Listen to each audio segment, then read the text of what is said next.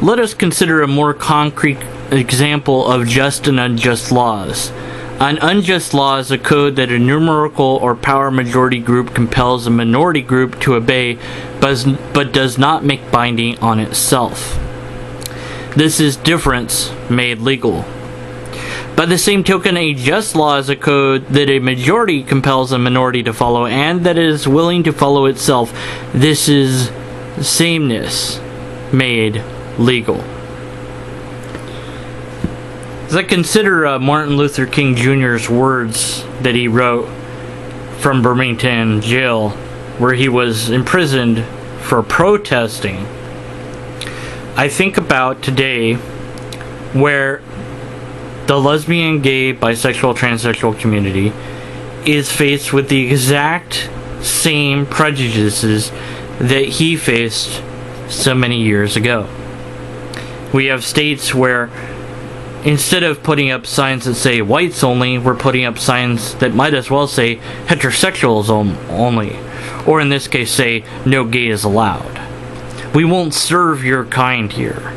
It's my right to say no to you because my religion lets me do that.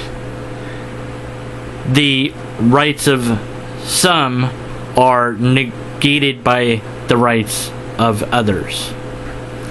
Now, in counter to this, secular-minded businesses have said, fine, we won't serve your kind if you want to do that. And we'll boycott you as we do that. But where is the thrust that we had back then? We need a Martin Luther King Jr. for the lesbian, gay, bisexual community. We need some big stance, people willing to go to jail for defying these broken, unjust laws. I would love to join a group willing to do that, because I do find these laws that we're creating that discriminate, and that's what it is, discriminate against a minority group, unjust. King was a brilliant man. I don't agree with his theology, but I do agree with his passion. His words about freedom echo even today, maybe especially so today. And we have people using the Christian faith to inflict harm on a minority group, something that he was very much against. And when talking to the more moderates, he realized something that has been realized today, that the moderates are even more of a problem because they're not doing anything to stop the non-moderates. They're not saying no, they're not speaking out against it. They're not fighting side by side everyone else that wants to make this not be a thing anymore.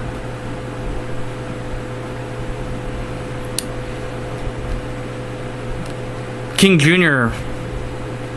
is right in declaring that any law that you yourself are not willing to follow or unable to follow because it doesn't apply to you is not a just law. Certainly, being able to not serve people because of X, Y, and Z is a disgusting and despicable practice that cannot be justified at all. Here's the crux of it. Let's say that I'm a doctor, and I check your identification and I find out that you're not of my religion. Sorry, not gonna work on them. I'm the only doctor on staff. But this law protects me from saying no to operating on you because I don't like the flavor of religion that you came into the ER with. Of course, the business owners across states where religious protection laws have been erected, laws, by the way, that are completely and totally unnecessary, laws which have been celebrated by the majority group Christians in those states. Aha, finally we get to have legal our bigotry. What would King Jr. say about them? I would think and hope that he would be on the side of the gays, but given his theology, it's hard to say for sure. Nonetheless, I think that his words definitely apply. It's the same thing. It's exactly the same thing. Those who don't learn history are doomed to repeat it. And it seems that's exactly what we're seeing today. Unfortunately, we don't have a King Jr.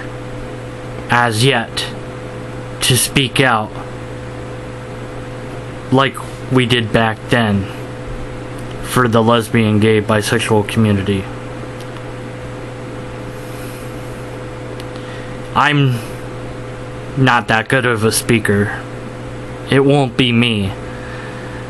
But I will add my small voice and what small support I can to saying that these laws are wrong.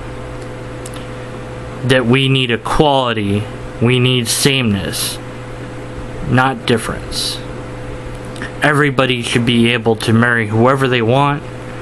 You must provide services, period.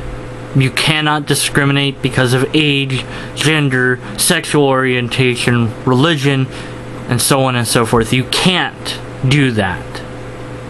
And if you do, your business is closed, and maybe you even go to jail, or pay a big fine, or both. We need to punish the bigots, because that's the only way to move forward. Otherwise, we're just doomed to repeat history over and over again.